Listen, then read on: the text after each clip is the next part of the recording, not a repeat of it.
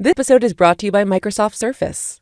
When inspiration strikes, bring it to the Surface with the new Surface Laptop 3. See your ideas come to life with stunning graphics on the beautiful touchscreen, all wrapped in a super slim and sleek design. Now available in 13.5 or 15 inches.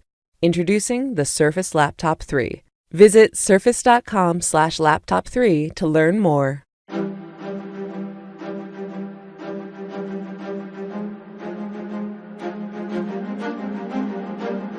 Hello, and thank you for listening to the History of World War II Podcast, episode 267, an interview with Mikhal Dekel about her latest book, Tehran Children, a Holocaust Refugee Odyssey.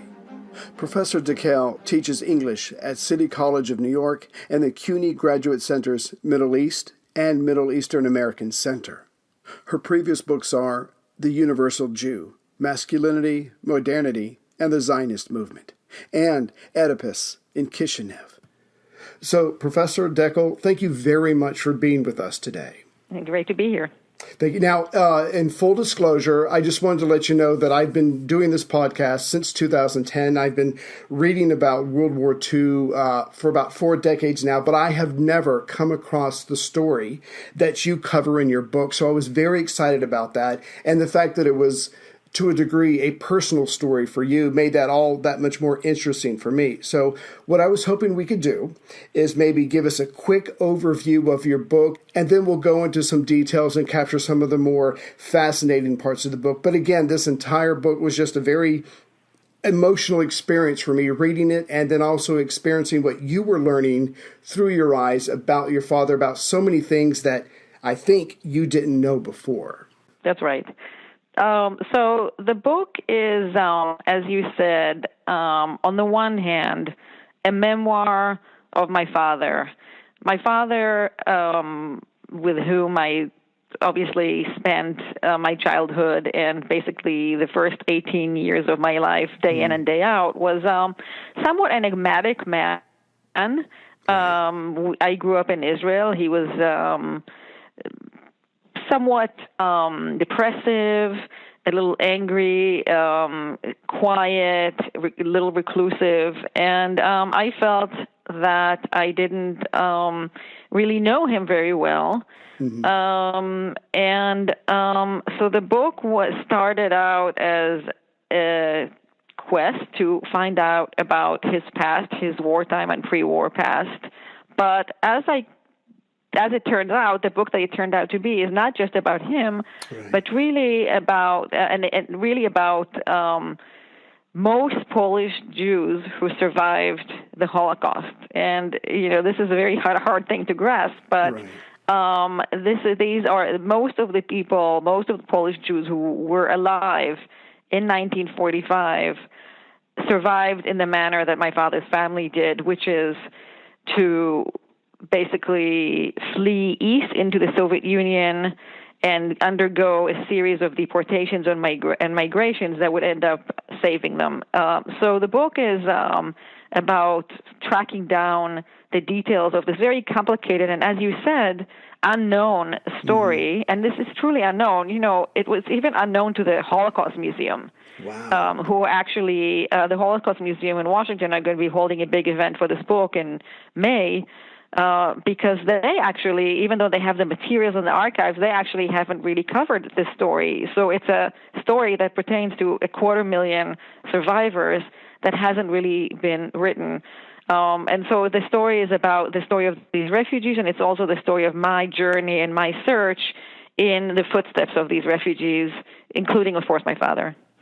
Right. Okay. And you've anticipated my next question, because finding out a little bit more about your father, trying to understand what makes him tick is one thing, but doing 10 years of research and coming out with this book is obviously quite something else. So what propelled you to pursue this very intense project? Right. So, I begin in the book by talking about a moment in 2007. Mm-hmm. I'm in New York. I'm a professor at City College. I'm in the faculty party. And a colleague of mine, an Iranian-American writer, Salar Abdo, says to me, "Hey, do you know anything about Holocaust refugees who were in Iran during the war?" And I say, yes, I do know something. If you recall, 2007 was the years of then Iranian Prime Minister Mahmoud Ahmadinejad, who was a Holocaust denier. And there was a lot of talk about Iran's complicity with the Nazis during the war. And Salar, my colleague, read an article in an Iranian paper that said, no, we weren't complicit. In fact, we saved 1,000 Jewish children. So I told Salar, my father was in Tehran, and he asked me, how did he get there? Who brought him? And I really didn't know the answers to that. So that was that's what propelled it. That's what propelled the book initially, and then the story just kept snowballing because there were more and more missing parts that had to be uncovered. I mean, if you read the book and you know that I traveled to many places, including Russia, Poland, Uzbekistan, and my colleague traveled to Iran. And these are not places where you can just go to an archive and get all the information you need. So it took a long time to unearth everything. And then once it was unearthed, it took a long time to understand it exactly. So this is I would say that the immediate catalyst was that conversation, and maybe on a deeper way. I mean, I really wanted to kind of go back to my father. I mean, my father died in 93, which is the same year that I came to the United States to study, and I hadn't really paid a lot of thought to him since then, and I really was ready, I think, to go back and touch that painful subject. Right. Okay. So, and you made this point a minute ago. I mean, this is a whole new aspect of covering a certain angle of the Holocaust. But if you had to drill down a little further, what makes the story that you're telling unique among the other works about World War II and the Holocaust in general? That's right. Most of the Holocaust stories that we know take place in Nazi-occupied Nazi-occupied Europe, right? So we know we have stories of hiding and stories of rescue and stories of surviving concentration camps, Schindler's List, and so on. This is a story that begins with fleeing Nazi-occupied Europe and then goes on to, so it's a story, it's about fleeing, and it's a story that takes place outside Europe. I mean, it's a story that takes place in the Soviet Union, in Soviet Central Asia, in Iran, in India, later in Palestine, in Lebanon, in Syria. So it's a kind of global history of the Holocaust, you could say, which really hasn't been researched very much. I mean, if you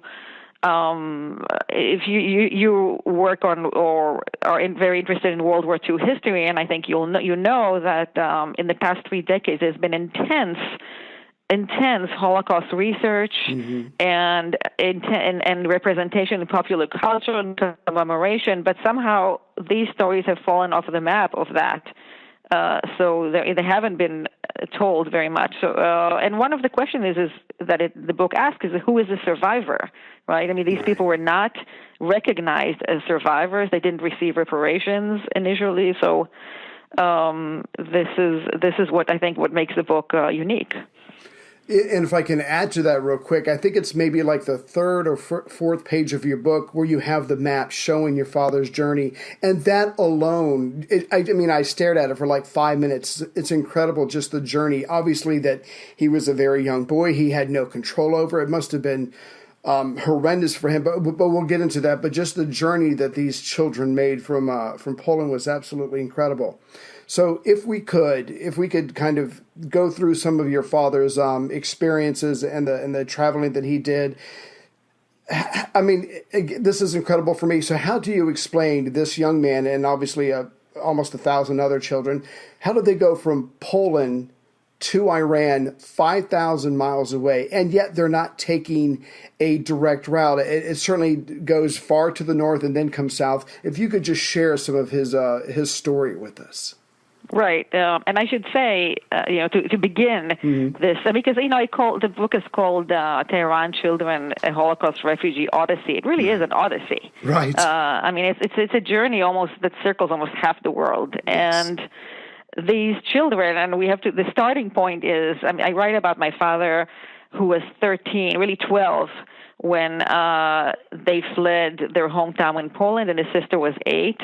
And these children, the sister never left her hometown. My father left his hometown once for a tonsillectomy operation in Warsaw. Right. So these children who never left home end up taking this tremendous odyssey. This is how it happens, and it's not just for them, but really for all the refugees, more or less. Mm-hmm. These are people. So 1939, Poland is divided, right? We know that Poland is divided, partitioned between Germany and the Soviet Union after its last.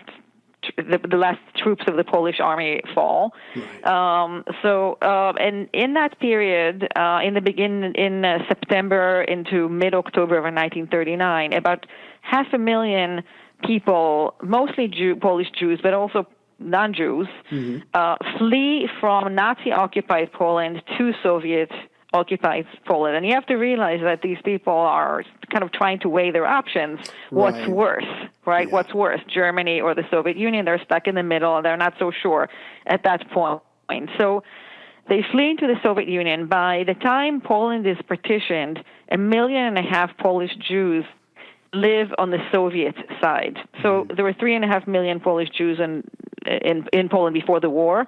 1.5 million of them end up on the Soviet side, whether they fled there or their towns just fell under Soviet occupation.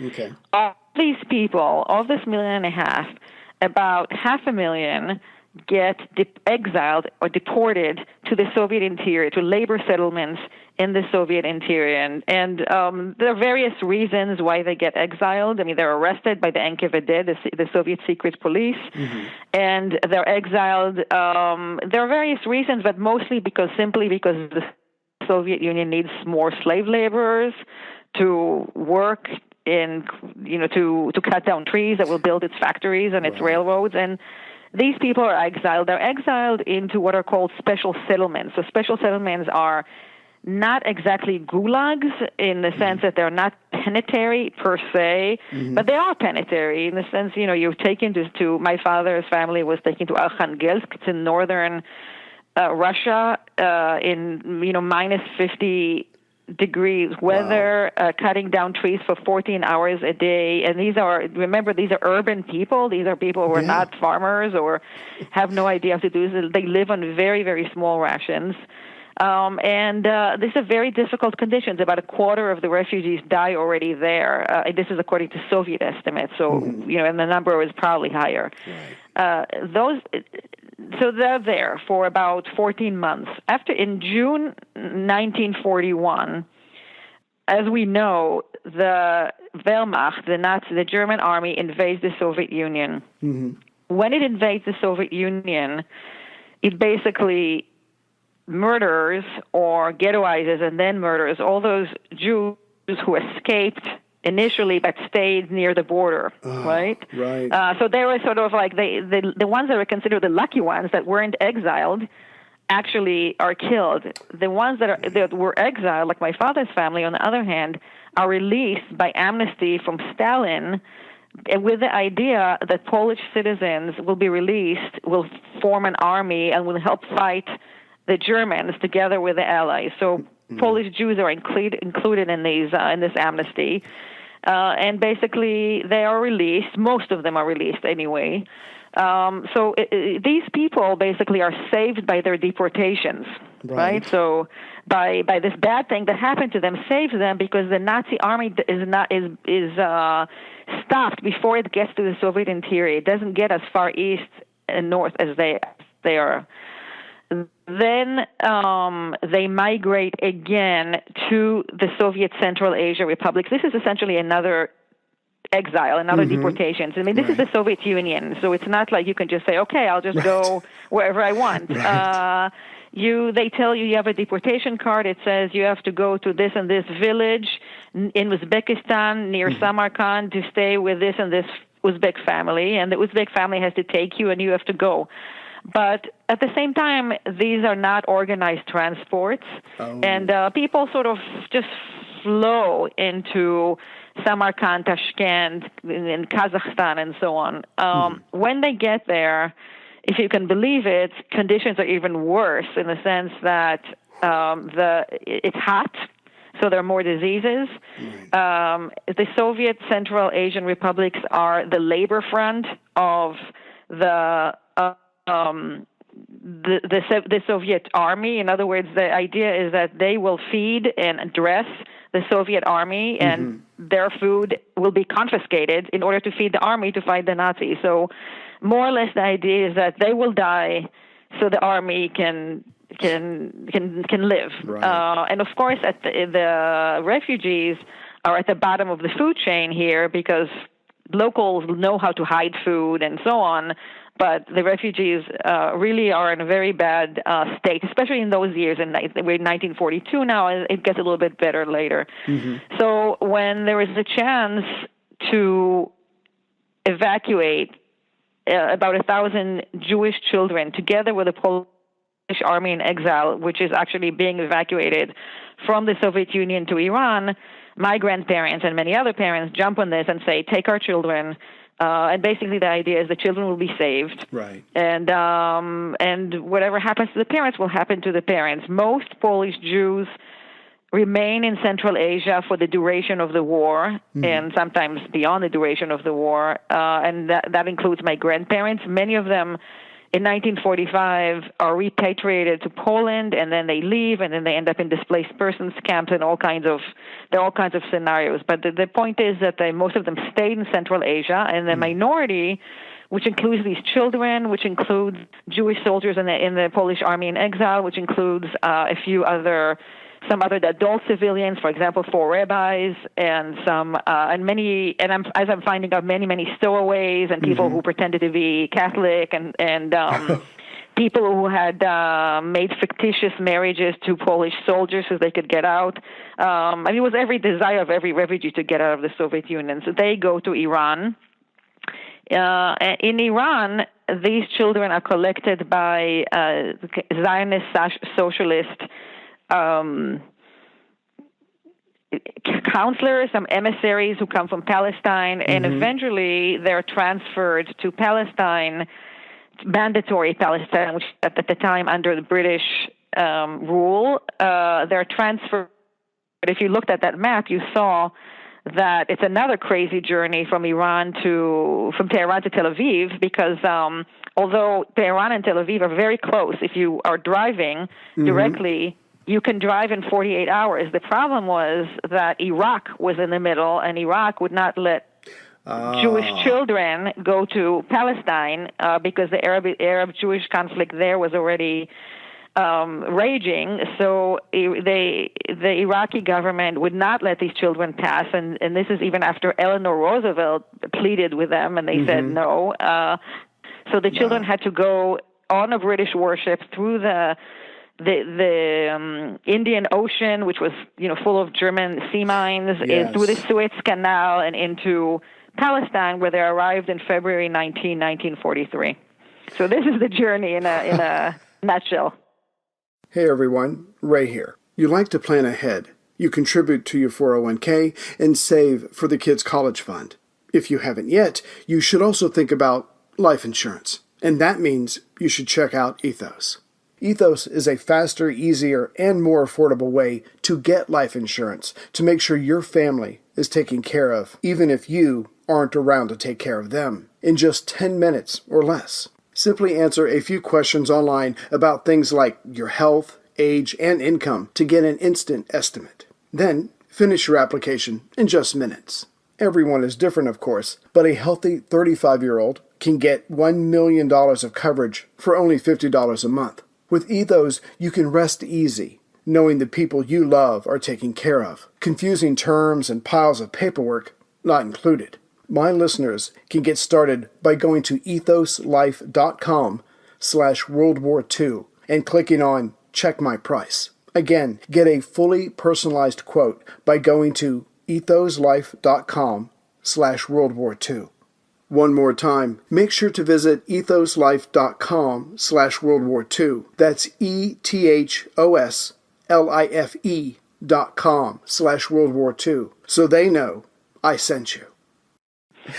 I think if I remember correctly from your book, by the time the journey is over with and they are in what is going to become Israel, I mean, yeah, it's like 13,000 miles, if I remember correctly. Right. And, That's right. And correct me if I'm wrong, but by the time your father gets to Tehran, he's been separated from his parents because they stayed behind?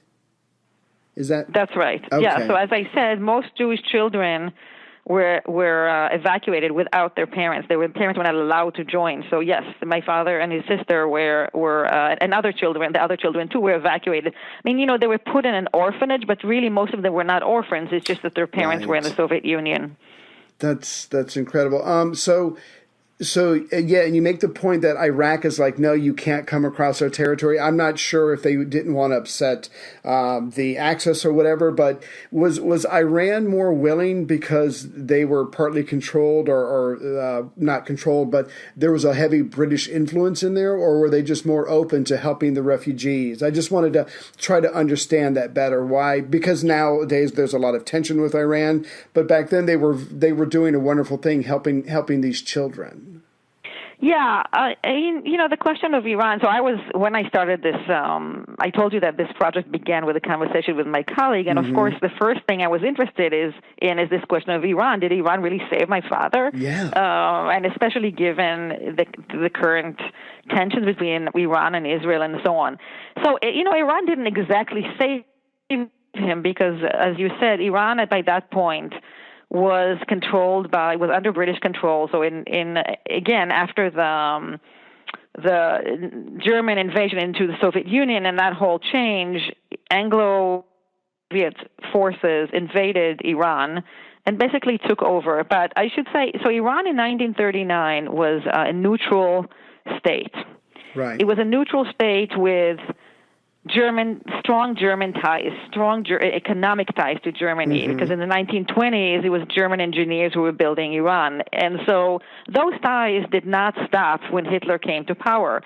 So the Shah at the time, who was the father of the Shah that we later knew, was I wouldn't say he was a Nazi sympathizer, but he certainly had more ties to Germany than to the Allies.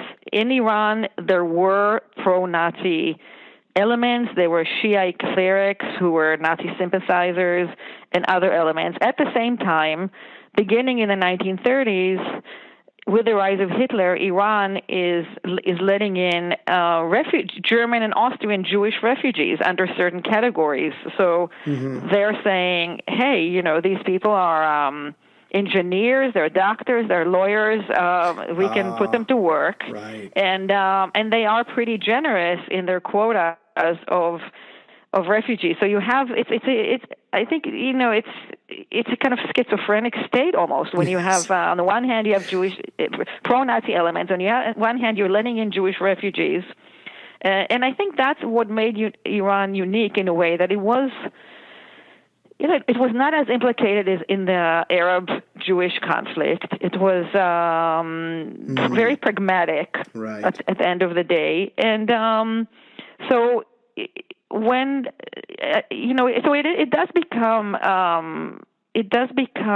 a better place than most other places in the Middle East anyway, in the sense that it's doing the pragmatic thing without too much ideology, and on an individual level, there are wonderful stories about individuals who are very moved by the sight of these children who are in a severe state of malnutrition and in rags. People see them, they start crying. They go and buy the contents of a candy stall and give them candy and so on. But we have to remember also that these children come as part of a much larger transport of Polish refugees. So they're not singled out as Jewish per se. Right. I mean, only later on they're put in a kind of separate Jewish camp, but they're just part of this big transport. And but regular individual Iranians react very compassionately to them. And I think that's special. Yeah, absolutely. I did enjoy that part of your book because, the government can make whatever policy it wants when roughly 1,000 children show up in rags and they're scrawny, and you can tell that they're suffering from malnutrition. I mean, for the locals in Iran and Tehran, their heart went out to these kids and they took care of them. Could you remind me of roughly I'm trying to remember how long your father was in Tehran, or was it more just of a stopping point? No, it was about 7 months. Okay. All right. Yeah, that's just incredible. I mean, again, was he the oldest because he had was it his cousin or was it his sister with him? Yeah, he was. So there were 3 from the family. It was his sister. So by the time they get to Tehran, he's 14. Wow. Yeah. His sister is 10, and then they have a cousin who was with them. The cousin basically ended up with them because she was on summer vacation with them in their Polish hometown. So she fled with them. They just took her with them when they fled, and while her parents remained in Warsaw, and her entire family, of course, was killed. Right. So she survived with these children. There were the 3 of them. He was the oldest, and he very much took that role of. I mean, in this story, I always tell people this is very much a story of siblings. Yes. And I do think that perhaps it was mandatory that you had a sibling to survive this. So siblings took care of each other in this very heart-wrenching way. I mean, you would have 10-year-olds taking care of 3-year-olds. Right.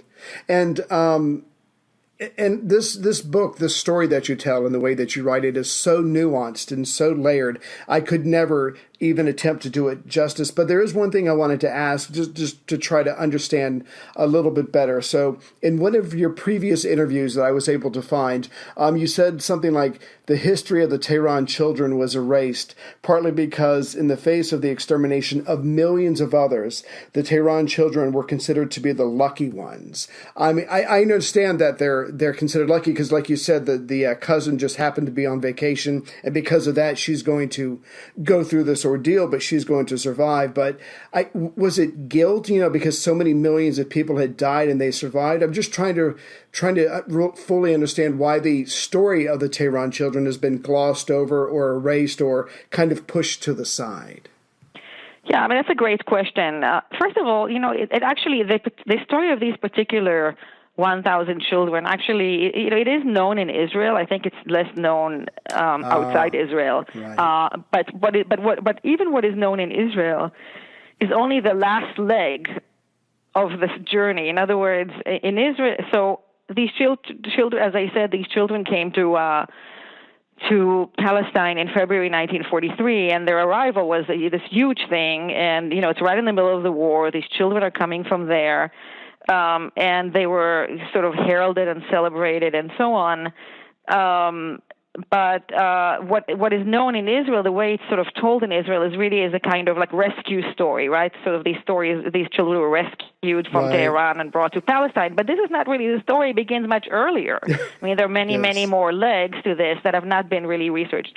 To the second part of your question, I do think, as I said, when these children came, there was just an outcry because people still didn't know exactly what was happening in Europe. So, Right. in fact, when the train is coming in, you have people standing on the sides of the 2 sides of the train tracks, and they're screaming at them. They're saying, "Did you see this and this relative?" They think these children will bring the news of what is happening Wow. in Europe. Yeah. So when they come in, they're considered like these horrible victims and kids who went through this horrible stuff. But little by little, within a couple of years, with the magnitude of the European Jewish catastrophe is revealed. And then, I think, given the fact that most people perished, the fact that they didn't perish makes them relatively kind of the lucky ones. But, Right. and I had grown up with that notion. I mean, I had this almost a fantasy that my father was sort of evacuated straight from Poland to Palestine with a little Right. stop in Iran.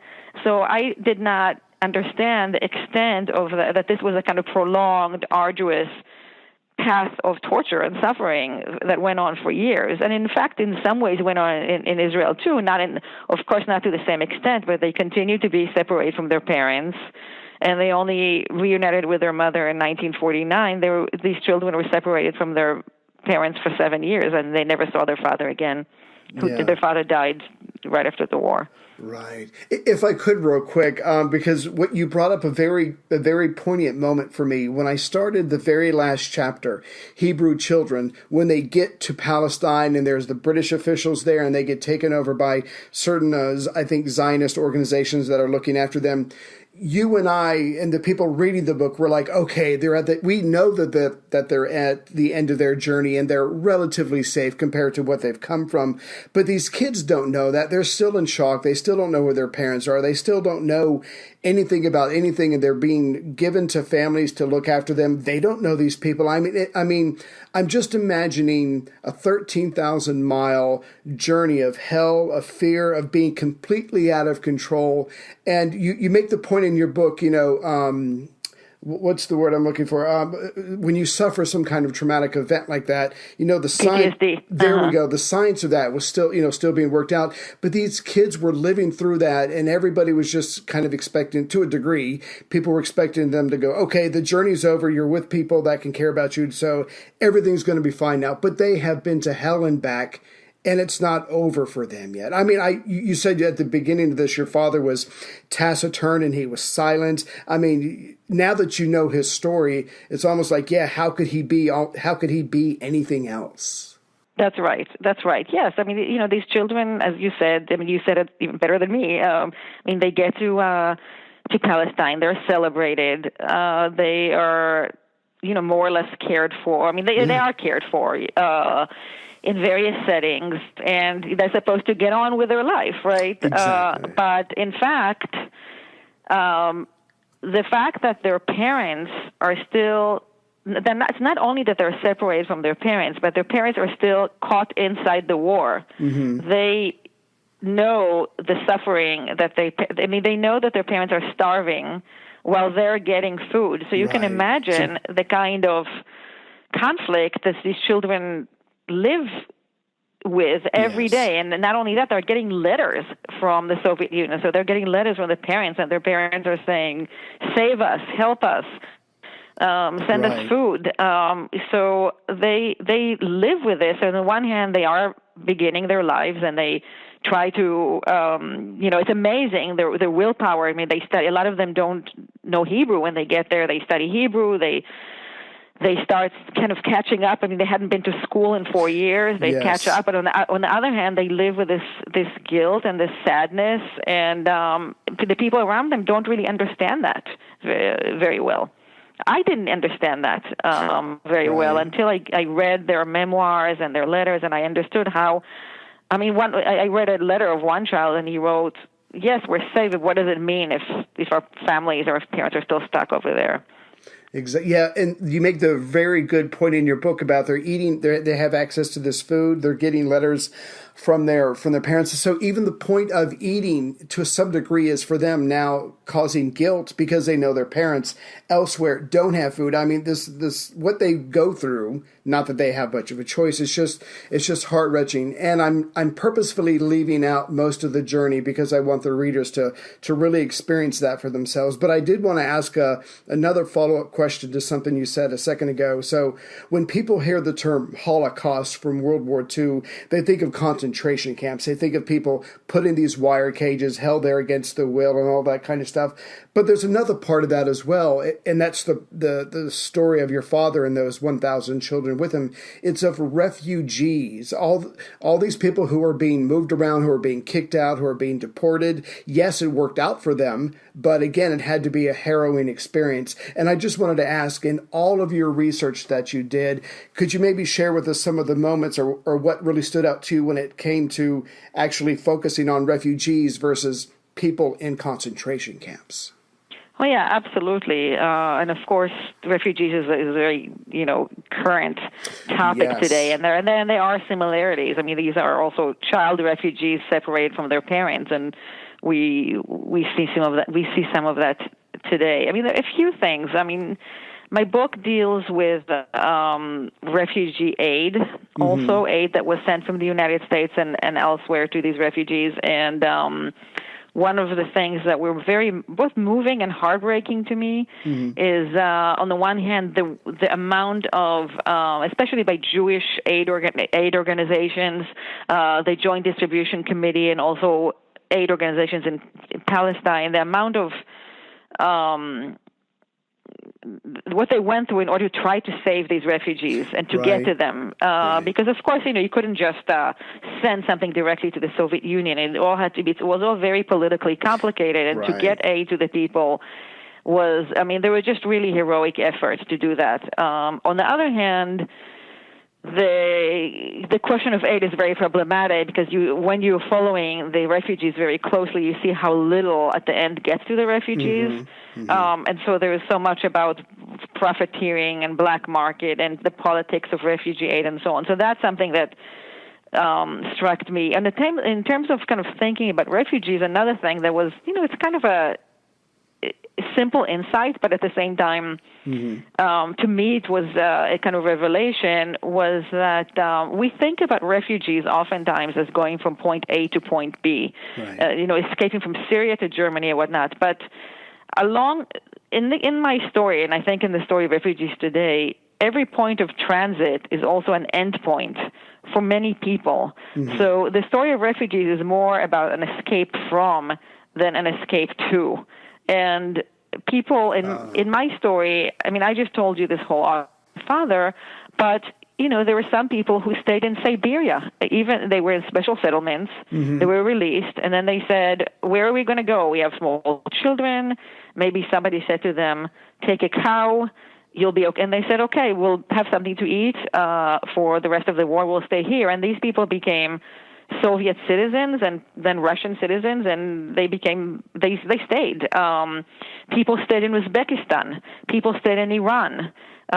People married, young Jewish women married Iranian men and stayed in Iran. So in terms of refugee identity, we tend to think of ourselves as Americans or Israelis. We tend to think of that as a stable identity, but in a way it's very arbitrary. And my father could have ended up just a Russian or an Uzbek or an Iranian. So that's another thing that to me was very startling in a way. Right. I have to ask, and to be honest with you, I'm not even sure how to phrase it, but you have before you start researching this book, you have a certain perception of your father. You have certain feelings towards your father. 10 years go by, you do a lot of research, you have friends and colleagues that help you, you do a lot of reading, you put this book out. I can only imagine the changes or a better appreciation of what your father went through by the time this book came out and after all the work that you had done to make it happen. Oh, absolutely. I feel so much closer to my father. It's just tragic that he's not alive. And my aunt as well, who was very helpful while I was writing the book because she died 6 months ago, but she also died, she died before the book came out, which is very sad for me. But the very process of writing this book brought me very close to her. And absolutely, I have so much more empathy towards my father. I'm just sad that he had to live with all of this his whole life and not say a word about it, not really share it. And not only his wartime experiences, but also his pre-war life. It's just kind of a whole chunk of him that he was completely cut off from, or at least didn't share it with anybody, as far as I know. And he was not the only one. So this was the norm. So yes, I feel more connected to him. I feel more connected to, you could say, this Jewish past, if you will. I understand it. There is something about pursuing a project for so long and living with this material so long that it's almost like that past now speaks to me directly. I read a letter written by my grandfather, whom I never knew. Right. And I kind of hear his voice almost because I understand how they spoke. I understand who they were, and that's a big gift. I also feel, frankly, empathy towards other people, not just Jewish victims. Stalin deported 33 million people, Poles, Koreans, ethnic Koreans, and so on. And a lot of people have stories of suffering, and a lot of people who helped me, in fact, each one of the people who helped me along the way had their own story, and we had these shared histories that were also, I mean, they were shared, they were also in competition. It was complicated, but nonetheless, I absolutely feel more empathy all around on a more intimate level with my father, but also in a more broader level. Hey everyone, Ray here. There are those days in a man's life when he is forced to say to himself, I've lost my mojo. And even with your partner, it's not easy talking about erectile dysfunction. But with the doctors at Roman, it is easy, because it was made to be that way. With Roman, you get a free online evaluation and ongoing care for ED, all from the comfort and privacy of your home. The doctor will determine if medication is appropriate, and if so, Roman will ship it to you with free 2-day shipping. And getting started is so simple. Just go to getroman.com/WorldWar II and complete an online visit. Erectile dysfunction used to be tough to tackle, but now there's Roman. Complete an online visit today to connect with a doctor and take care of it. Just go to getroman.com/WorldWar II to get a free online visit and free 2-day shipping. That's getroman.com/WorldWar II for a free visit to get started. getroman.com/WorldWar II. Oh, I completely can see that. This is going to sound very strange for people who have not read your book, but when I got to the end, and your father was along with the other children, they were being evaluated. They get the physical exams, and for lack of a better word, psychological exams. I mean, he was small in stature. He was suffering from malnutrition, and oh my goodness, and they were saying that they're not very disciplined, or they're underdeveloped, emotionally or mentally. And I just wanted to yell at the book, well, they've went through 4 years of hell, part of it by themselves, and they had no choice. And the whole thing just had to seem like one long nightmare. So by the time I get to the end of the book, I'm ready to fight someone to defend your father. And again, I didn't know the man, but you can just, because of your book, you can actually picture what he went through, and it just must have been something that I wouldn't want to talk about either once it was all done. Right, Yeah. right. You're right. You're absolutely right, and you're right that these evaluations are, it's maddening to see that, because of course, PTSD as a category, the psychological category, was not in the books yet. So in a way, that category was developed after the war because of war victims, because of these, right. And so there was no, when these children were evaluated, there was no, they didn't take their trauma into account in any way. They evaluated by these sort of objective measures. They're like, yes, he's intelligent, he's behind in intelligence. Well, he hasn't been in school in 3 years, right? Right. So but in a way, these. What made me feel slightly better about it is that for the most part, my father was not singled out. So the older boys in particular, a lot of them received these sort of negative evaluation. And I think if you look at evaluations of children in displaced persons camp in Europe after the war, you see the same thing, that there's a kind of fear of these wild children who are, living with no schooling nor framework, went through these horrible things during the war, and are just kind of unruly in some way, and that they need to be trained and so on. It is very sad, but at the same time, I think in the kibbutz where my father ended up, there were very many difficulties, but also, again, there was a lot of willingness to try to help these children. Of course, without looking at their trauma, but nonetheless, teachers sat with them day and night to teach them material that they had to catch up with and things like that. So, there definitely was an attempt to help them, and they were not, I can't say that they were neglected, but, they didn't get what they needed either. None of them got, of course, any psychological help or even, a lot of hugging and emotional care. I can't remember exactly when in your book, but you make the point. There comes a moment in your father's life, his sister and his cousin, where they're not allowed to be children anymore. They're separated from their parents, even though there's authority figures around. Sometimes those are not nice authority figures. They have to be adults in the respect that they have to be responsible for themselves. No more being a kid. It's time to grow up. This is your life. You do whatever you have to do to survive. And again, I don't remember where that was at in the book, but that stuck with me. I was like, okay, childhood is over.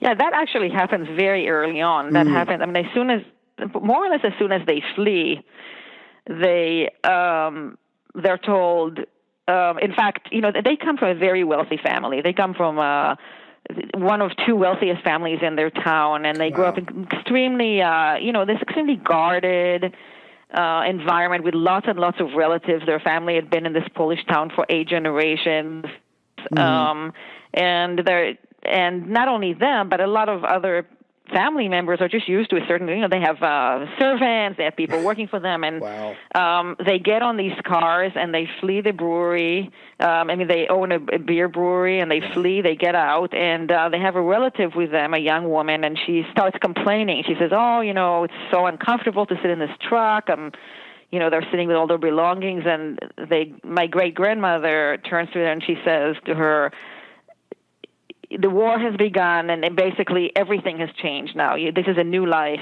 and you have to, this is no longer about complaining. And I think that's it. I mean, they are, at that moment, have to stop complaining and do what they're told to survive. So at that point, they're still with their parents, but nonetheless, it's a kind of different consciousness. I mean, I don't know, I don't know if you have children, I have a son, and when he's 16, but he's still a child. Sure. He wants me to cook his lunch and so on, and that's over. That's over for these children and it's over even for 8-year-olds.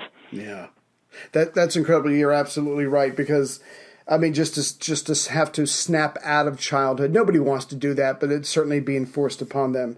So I have to ask, as far as I remember correctly, you traveled to Russia, to Poland, to Uzbekistan, and I think your colleague went to Iran. And I'm sure because of the language barrier, you must have had hosts, maybe someone to translate for you. Do you have any memorable experiences traveling all over doing research for your book? Oh, yes, absolutely. The travel was just incredible. And at the same time, as I think I said that before. I've done so many talks and interviews, I can't remember what I said. But a lot of the places that I travel to, most of them actually, archives are not readily available. A lot of times it's hard to get them. People don't exactly talk to you. Now, especially in Uzbekistan, but also in Russia. In Uzbekistan and it was even worse. I was there in 2013. It was a totalitarian state. I actually could not travel there as an independent researcher, so that was too risky. So basically, I traveled there as a regular tourist on a tour of the Silk Road, and I had a clandestine research assistant who was helping me on the side. It was crazy. So of course I got a wonderful tour of Uzbekistan, which is truly one of the most beautiful places I've ever been. But I would say one of the most memorable moments that I had was in Uzbekistan. It was in Samarkand, near Samarkand, in this village that my family had been in. And we were actually, my research assistant was actually able to identify exactly where they had been, the village, and actually the actual spot that they were in. And that spot lived an Uzbek family, and they hosted me. And when I walked in, they said, our parents tell us of these refugees who came here, and they're in such bad shape. They were eating live frogs. They couldn't work, and we pray for them. We still pray for them every year, and they showed me kind of where some of them are buried and so on. And then we kind of held this prayer together. And I thought that was incredibly moving to me. That's, you're in the other part of the world with these people who are basically in a village that doesn't even have electricity. Right. And of course, the internet is banned in Uzbekistan, so they have no. So their kid has an iPad, but he has no internet. So basically, he just takes photos with iPad, and he's taking our photos. And then they're praying, and I'm sort of praying, do the best that I can, and so on. So that was, and there were many memorable moments in these trips. That's incredible. I mean, just to have that connection with someone from, about a moment in the past. You're right. That is absolutely incredible. And again, I just want to tell all the listeners that we have left most of the book out because it's something I really don't want to spoil. I mean, it's you talking about your father and other people's journey, and I want the readers to go on that same journey. But it is an incredible tale, incredible series of events that everybody has to go through. But before I let you go, I do want to just for a moment, if we can, step away from history. And can you give us, in your opinion, what your book can teach us about the plight of refugees today? I mean, you spoke about it a little bit earlier, but again, we've got all these refugees for all these unstable regions in the world, but there's also children among those refugees. And I think sometimes people forget that when maybe they view the refugees more harshly than they should. That's right. I mean, first of all, it's one of those ironies of history that in my story, the refugees from war-torn Europe are fleeing to the Middle East, and we tend, and now we are in a situation where the refugees from the Middle East are fleeing to Europe, and sometimes Europeans forget that they were refugees. So while in one of those ironies of history, while Europe was burning, Tehran and Tel Aviv were actually very relatively peaceful centers of refugees. So that's one thing we need to remember. In terms of, I spoke about refugee aid before, and I think one can learn from my book things about refugee aid in the present and how to do it in ways that will help the refugees. In terms of I think there are a lot of parallels. In fact, one of the things that made me closer to my father and understanding his situation is exactly seeing these refugee children now who are separated from their parents. And it's especially heartbreaking to see these stories in the United States of the migrant children who are separated from their parents. And some of those stories that came out of these different holding places of child refugees in the United States, where these stories of a 10-year-old sister taking care of her 3-year-old really resonated with the stories that I knew. And I was thinking, we're in America in 2019. Why are we inflicting the suffering that these children had during World War II? So I do think that the separation from parents is really profoundly damaging. In many ways, in my story, of all these horrors, I think that probably the separation from the parents was the most long-lasting trauma that really haunted people for years and years after the war as well. So I do think that my story teaches that we need to keep children with parents no matter what, even under difficult circumstances. And separating children from parents should not be a legitimate way of controlling immigration flow. It really should be a red line. Absolutely. You said earlier that you have a son. I have several children. And the greatest fear of a child seems to be being separated from what they know, which is their parents. It can't get any worse from that. So that should be something that's off limits and hopefully will do better than's been done in the past. But we'll have to see how that goes. Okay. So, Dr. Dekel, thank you very much for your time. I really do appreciate it. For all my listeners out there, it's Tehran Children, a Holocaust Refugee Odyssey. I recommend it very highly. This is an emotional book, so maybe just know that you're going to go down an emotional roller coaster when you go through this. But the story of your father and those children with him was absolutely incredible. Professor, thank you very much for the book and very much for your time. Thank you very much for having me. It was a pleasure. So again, I wanted to thank Professor Dekel for taking the time to be with us. She actually had to go to work early one day just so she could squeeze us in. But as far as the listeners go, I wanted to make sure that I didn't leave you with the wrong impression. This book is not all doom and gloom. There's very positive things that happen at the end of it, obviously with her father and those other almost 1,000 children that start their journey from Poland. So again, I just wanted to make sure that I balanced it out. It's a very uplifting end as much as it can be for such an incredible story. And if you're interested in related material, you can follow her on Twitter at Deco Mikael. That's DekelMikhal. Thank you, everyone, for listening.